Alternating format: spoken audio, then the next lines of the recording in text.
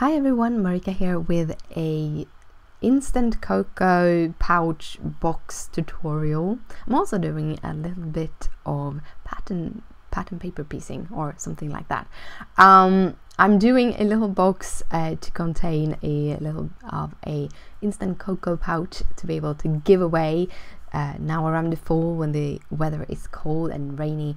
There's nothing better than to sit inside and drink a cup of hot cocoa.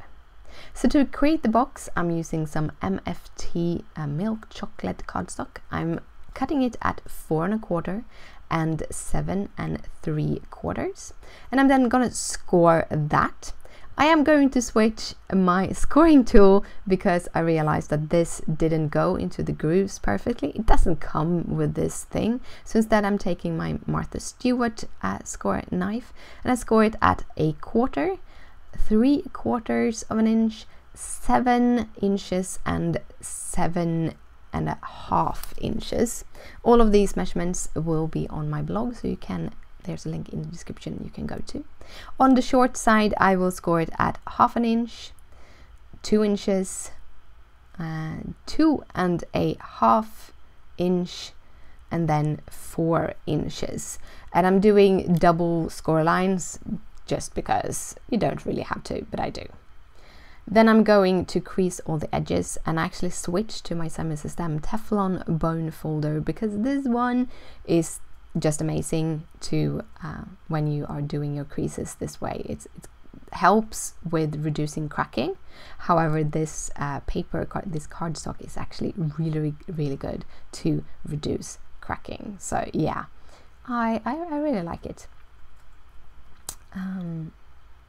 Then we are going to actually cut into this to make the box, but this is how the box will go together. So start at the 1/4 inch edge, and I start by doing a little wedge on the 1/4 inch part, and then I'm cutting away the first side.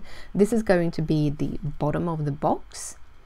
I then going in and cutting away for this little tab. I have 1 tab on each to kind of not make the lids fall into the box, and I also wedge them because that makes it easier for the lid to go into the box. I also wedge the 1/4 inch thing on the lid. That is the part that going into the box because it will go easier down into it. And then some more wedges on that little tab. Then I'm going to cut the same way but mirrored. So I keep on the 1/2 inch piece and make my little tabs there. Then I go in and wedge the little part on the lid. I start by actually wedging completely on the tab and then cutting off that extra 1/4 inch strip, and then I'm wedging the 1/4 inch piece and just cutting off the side there, and that is the kind of finished box. I'm using some Be Creative very thin tape to put this together. It's very sticky, so it helps it hold down, and then I use a circular pouch just to make a little bit of 1/2 a circle on the edge to make it easier to open the lid, and then I just fold it together and I add a little bit of weight with my bone folder just to make that tape stick a little bit extra. And this is how the little instant cocoa pouch works. You just put it in there and then it's done. So now for the decoration, I do 3 pieces. One is 1 1/4, and then I'm going to do 2 1/4 pieces. So I'm not decorating the bottom. You can do that, but I think those little half circles make it harder, so I just didn't.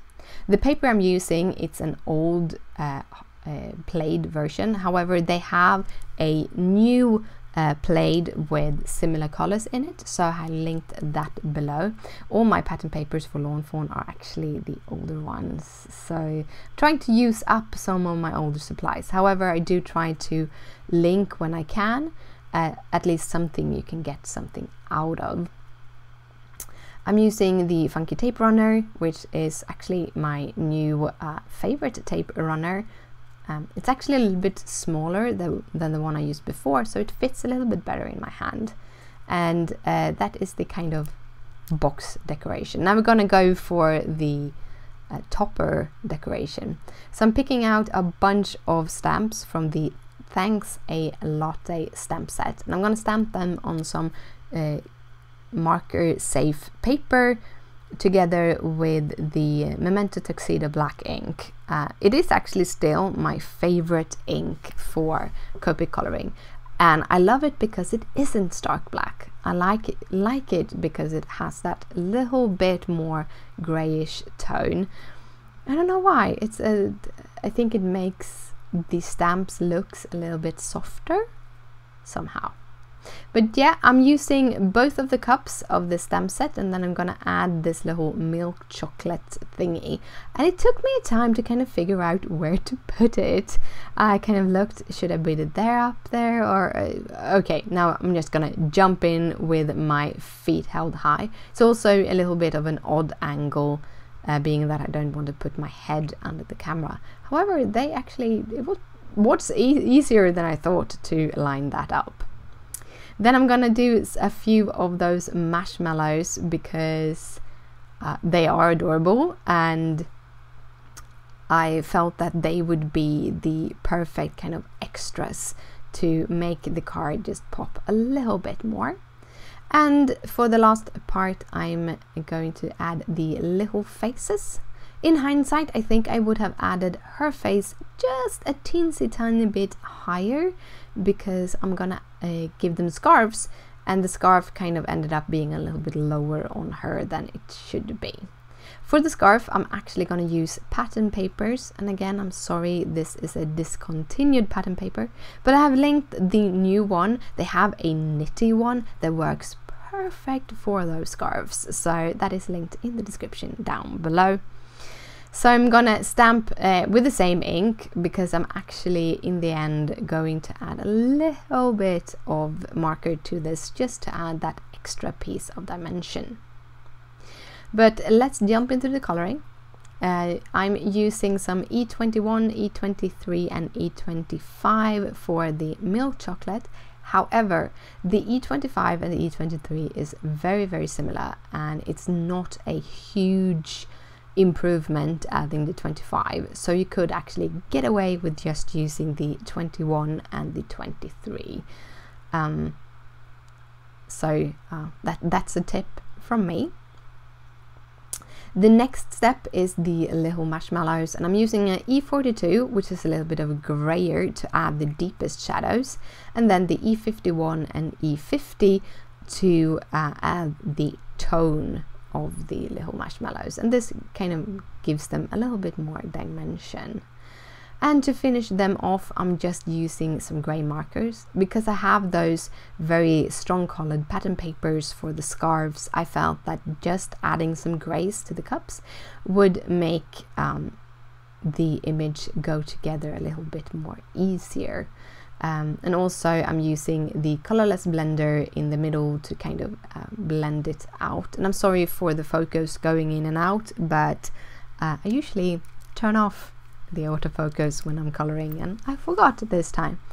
Things happen. That's how it is. We have to go with it. So yeah, then I'm cutting out, and I wanted to show you this because I'm cutting really, really slow. This is in real time. I'm doing all of the cuts very slowly, and this helps me to get a better cut. Another thing that helps me get a better cut is that you see I cut very, very far in on the blades.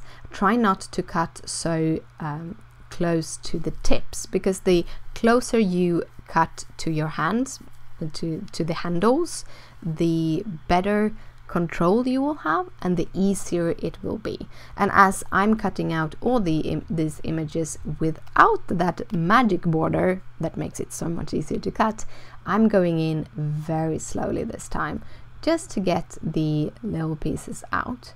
You could add a little bit of black marker on the sides to make these make the black kind of work a little bit better, but I actually opted not to this time, You don't always have to do those. And then to add a little dimension, I'm going in with the W2 and just adding that little tiny piece of shadowing just to make it pop the tiniest extra. For the ear, I'm using my Martha Stewart craft knife to cut that out. Again, going very slowly, being very careful, making sure to move around. If I feel that it is a uncomfortable position, I try to be careful and move it back so that I'm in a comfortable position when I'm cutting, because that will help to get a better cut. And as you see here, I'm for some reason having a hard time cutting that straight line, so it took me a couple of tries before I got it. It's not always easy, but the only way to learn or to get better at it is to continue doing it. And then we are going for the sentiments. I'm again using the same chocolate cardstock, then adding some Versamark for my sentiments. And I use that powder tool to remove the static so that I could use my white embossing powder.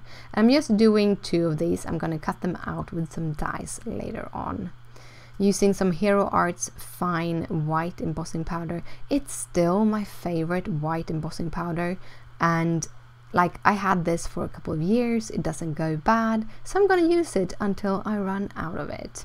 And then I just use my heat tool to heat that powder up. It actually goes from matte to shiny. I really love how that looks when you warm that up. And then I'm using these little arrow. You could cut these out, but I really like these, or those flag ends on this die. The die comes from the Blueprint 28 by MFT. I have more MFT dies than Lawn Fawn dies, so those are the ones I use. And to finish it off, I'm using one of those in and out stitched oval dies for the last part. I'm cutting those strips down, and now we're gonna start putting all of this together. So the first step is to add some glue to the back side of those scarf.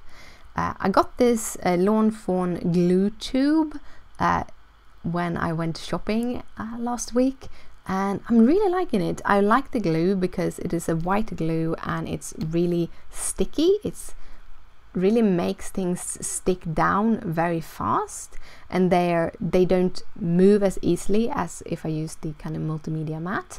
And also it's easy to apply because it's more like a pen than a little tube of some sort. And this is kind of how I want to put things together. But we're going to start with the box.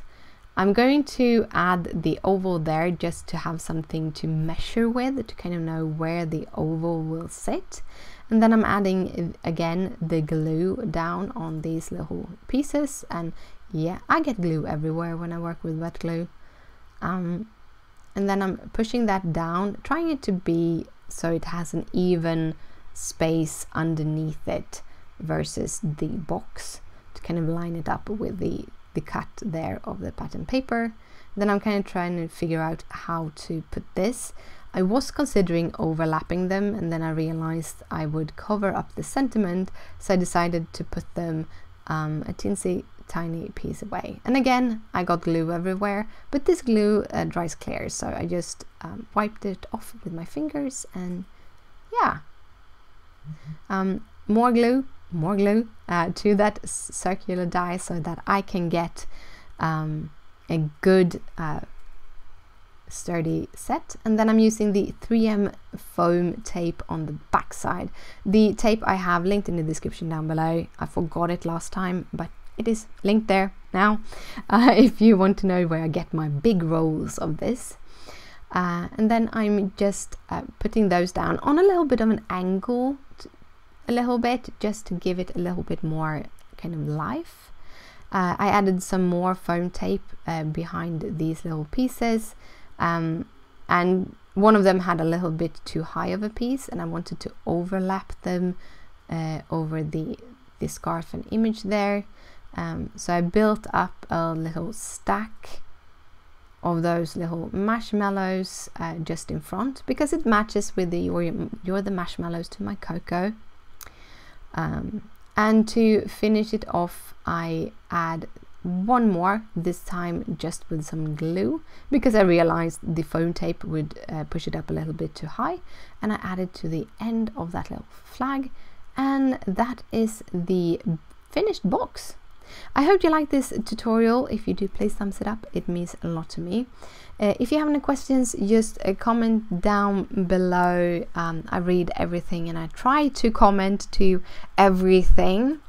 I hope you really like this video, and if you really liked it, maybe you want to share it with your friends. That also means the world to me. But thank you again for watching, and I'll see you later. Bye!